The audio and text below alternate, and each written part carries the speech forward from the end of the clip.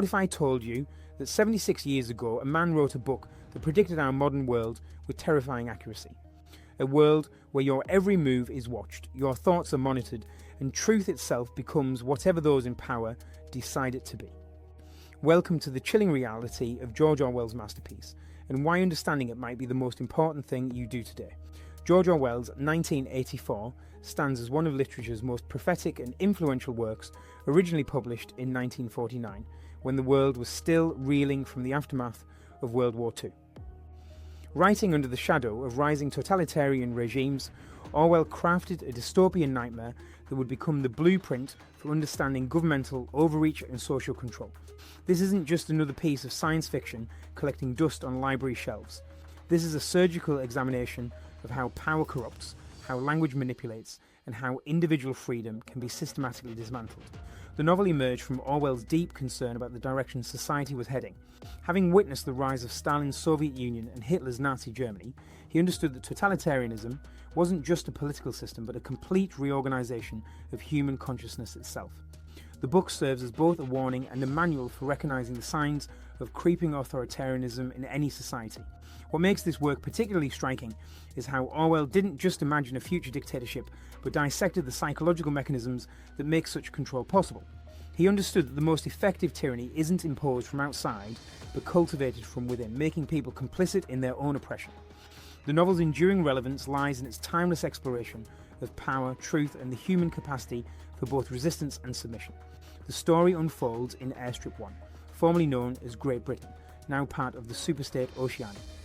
This world is divided into three massive powers, locked in perpetual warfare, though the enemies constantly shift through carefully orchestrated political realignments.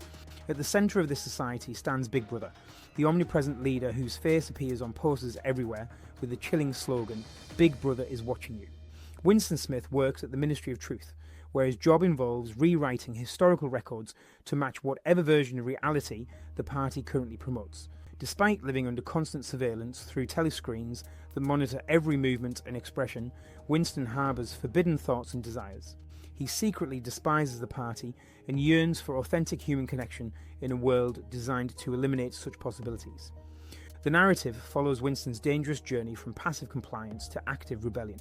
He begins keeping a forbidden diary, starts an illicit love affair with Julia, a fellow party member, and eventually makes contact with what he believes is an underground resistance movement. Their relationship becomes an act of rebellion against a system that seeks to control not just actions, but emotions and desires themselves. However, Winston's rebellion leads him into a carefully constructed trap. The mysterious brotherhood he thought he was joining turns out to be a creation of the thought police, designed to identify and capture potential dissidents. Winston and Julia are arrested, separated, and subjected to systematic torture and brainwashing in the dreaded Room 101. The novel culminates in Winston's complete psychological destruction and his ultimate betrayal of everything he once held dear, including his love for Julia. The foundation of Winston's rebellion begins with his acquisition of a diary, a seemingly simple act that represents his first conscious step toward independent thought. In a society where even thinking unauthorized thoughts constitutes thought crime, the diary becomes Winston's sanctuary for authentic expression. He writes his hatred of Big Brother and the party, fully aware that discovery means certain death or worse. This private act of defiance establishes the central conflict between individual consciousness and totalitarian control that drives the entire narrative. Winston's employment at the Ministry of Truth reveals the systematic manipulation of information that keeps the party in power. His daily work involves altering newspaper articles, photographs, and historical records to align with current party doctrine. When Oceania's war enemy switches from Eurasia to Eastasia, Winston must eliminate all evidence that the previous arrangement ever existed. This process, called rectification, demonstrates how totalitarian regimes maintain control by constantly reshaping reality itself, making it impossible for citizens to maintain any stable understanding of truth. The development of Winston's relationship with Julia represents both personal awakening and political resistance. Their love affair begins as a purely physical rebellion against the party's attempts to eliminate sexual desire and personal attachment. However, their relationship evolves into something deeper, creating a private world where authentic human connection becomes possible. They rent a room above Mr. Charrington's shop, creating a sanctuary where they can exist as individuals rather than party members. This relationship becomes their most dangerous act of rebellion because it prioritises personal loyalty over devotion to Big Brother. Winston's encounter with O'Brien marks the beginning of his downfall, though he initially believes it represents his salvation. O'Brien, a high-ranking party official, approaches Winston with subtle signals that suggest he might be part of an underground resistance.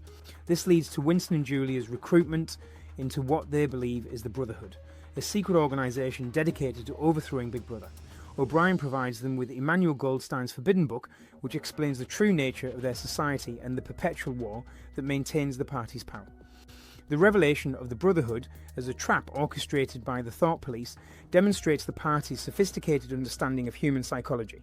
Rather than simply suppressing dissent, the party creates controlled outlets for rebellion that allow them to identify and capture potential threats. Winston's belief that he was joining a resistance movement was actually part of an elaborate psychological operation designed to expose his deepest desires and fears. This betrayal reveals how totalitarian systems can manipulate even the human need for hope and resistance. Winston's torture and interrogation in the Ministry of Love represents the systematic destruction of individual identity. O'Brien, revealed as his interrogator, doesn't simply want Winston to confess his crimes, but to genuinely believe that 2 + 2 = 5 if the party says so. The torture isn't designed to extract information, but to reshape Winston's consciousness entirely.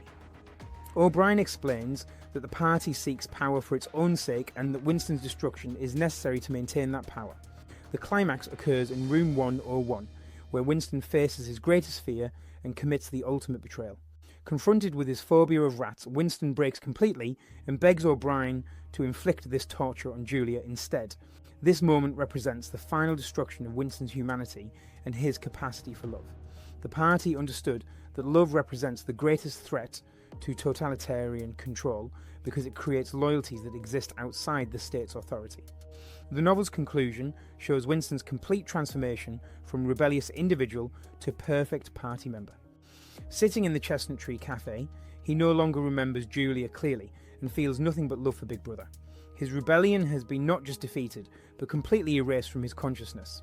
The party has achieved its ultimate goal, the creation of a human being who cannot conceive of existence outside their control. The manipulation of language serves as one of the most powerful tools of control in any authoritarian system. Orwell introduces us to Newspeak, a language designed to eliminate words that could express dangerous thoughts. By reducing vocabulary and restructuring grammar, the party aims to make rebellion literally unthinkable. This concept reveals how controlling language limits thought itself, making it impossible for people to articulate or even conceive of alternatives to the existing system. In our contemporary world, we can observe similar phenomena in political rhetoric, corporate speak, and social media platforms that shape discourse through algorithmic filtering and community standards. The constant rewriting of history demonstrates how totalitarian regimes maintain power by controlling collective memory. Winston's job at the Ministry of Truth shows us that whoever controls the past controls the present, and whoever controls the present controls the future. This systematic alteration of records ensures that the party can never be proven wrong about anything, creating a population that lacks any stable foundation for understanding reality. This takeaway remains critically relevant as we navigate an era of information abundance where competing narratives about historical events and current realities proliferate across various media platforms. Surveillance technology becomes a means of psychological control rather than merely information gathering. The telescreens in every home don't just monitor behaviour, but create a constant state of self-consciousness, where people internalise the watching presence. This panopticon effect means that external surveillance gradually becomes internal self-regulation, making people complicit in their own oppression. Modern parallels include social media platforms, smartphones, and digital tracking technologies that create similar psychological effects, changing how people behave when they know they're being monitored. The elimination of privacy serves to destroy individual identity and personal relationships. The party understands that private spaces allow for the development of thoughts and feelings that exist outside state control.